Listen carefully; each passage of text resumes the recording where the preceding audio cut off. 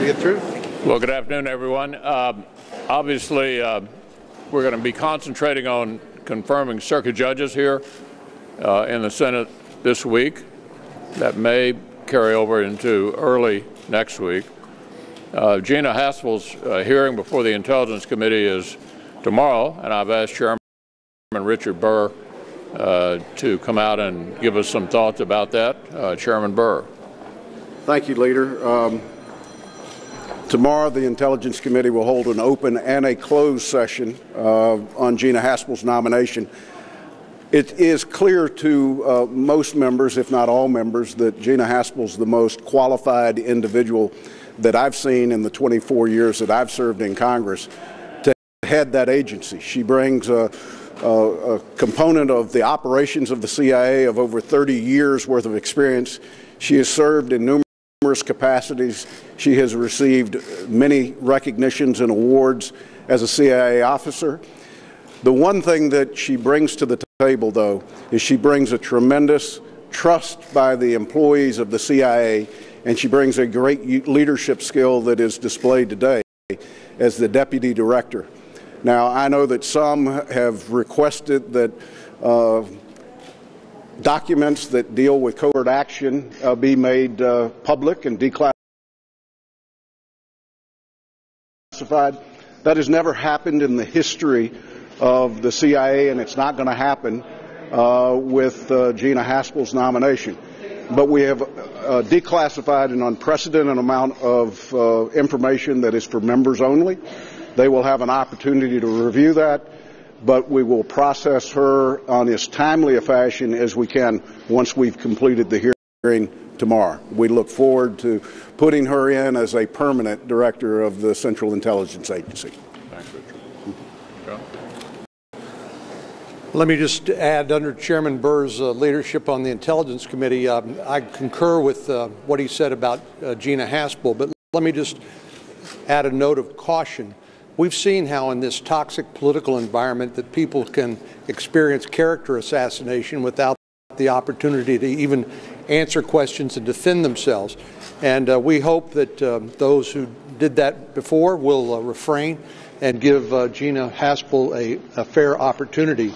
But I think the thing that you will see tomorrow that will distinguish our approach from that of some of our colleagues across the aisle is they're going to be living in the past and try to relitigate issues that have been long been resolved, while we're going to be asking about the present threats to the country: Russia, North Korea, obviously China, and other concerns that our intelligence agency ought to be focused on, because what the American people really care about is making sure that the CIA is in the most competent hands possible and is doing everything they can within the law to keep us safe today and in the future. Well, there was in the April jobs report more good news for the economy. 800,000 jobs have been created since the passage of tax reform. The unemployment rate at 3.9% is the lowest level in 17 years. And the number of job openings listed around the country is 6.6 million. And those are all types of jobs, but another example of another record in terms of what's happening out there in the economy. So we believe that's a result of policies that are pro-growth and pro-jobs. And those are the things that in our agenda we have focused on in these last couple of years, working with this new administration, with President Trump. We've generated, with tax reform, regulatory reform, sound energy policy, an environment that is conducive to investment and expansion, and it's paying dividends for the American people, for American workers. As those jobs are available out there, wages come up, and we're seeing wages increase for American workers. All good news for the economy, and something that doesn't happen by chance or happen by accident. It happens because there are policies out there that are creating the conditions that are favorable economic growth. And as a result of that, we're seeing very favorable results, and I hope that's going to continue. And one final point, the initial reports out of the CBO are that government revenues in the month of April were at a historic high. Never seen that number of revenues before, and again, generated a huge surplus. And I think, again, that's a result of a growing economy, and as the tax reform takes effect out there, I think you'll continue to see those revenues pick up. Well, Well, the economy is growing at such a fast pace, and the unemployment number is down to a 17-year low. One of the television commentators called that a wow number at 3.9% unemployment. It's certainly what I saw traveling around Wyoming over the last week. There's a confidence and an optimism. And the small business owners there know that government can either create opportunity or crush opportunity based on taxes and mandates and regulations. And we're committed to lower taxes, fewer regulations. That's what we promised. That's what we're continuing to do. The National Federation of Independent Business says that 50% of small businesses in this country are either hiring or planning to hire more workers. So the economy is growing, more people are being hired, and wages are going up at the same time, so people are having more money in their pockets due to increased wages as well as less taxes being paid. And it's because of the fact that we've cut taxes, cut regulations. People are seeing it. We are continuing in this America First economy of a strong, healthy, and growing economy due to opening up opportunities for more Americans and more America's small businesses. Regarding Gina Haspel, she is the most qualified person to ever be nominated to run the CIA. She has the best background, the best preparation. I think she's exactly the right person at exactly the right time, which is why she has this broad base of bipartisan support from individuals who have dealt with the CIA over the 3 decades she has been here. General Hayden the other day said she was exactly the person he would want in the room with the president when the facts had to be put on the table. She will be a master of those facts. She'll be an important part of protecting the country, and it will send a great signal to the people that defend us. The other announcement that the White House will make today, I'm not sure what they're going to announce, but I am sure that the Iran agreement, cynically entered into without the Congress and the Senate approving it, entered into in a way that President Obama assumed every other president would have to stay in an agreement that has done none of the things you would hope to do. It absolutely guarantees a nuclear-capable Iran sometime in the next decade.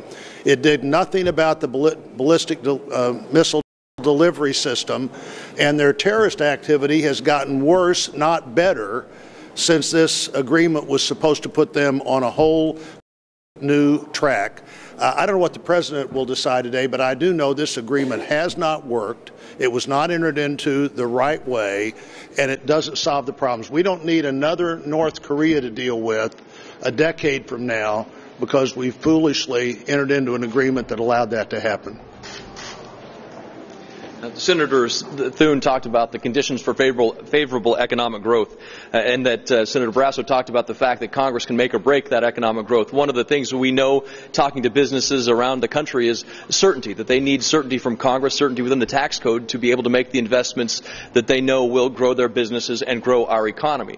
One of the best steps toward that certainty that we've provided is the tax cuts that we passed late last year. The fact is more businesses are providing investments into growth, job opportunity, and wages because of the tax cuts that we passed this last Congress. But today, Nancy Pelosi announced that their plan for the next Congress would be to increase taxes if they were to take the majority back. And I think the American people need to know what's at stake.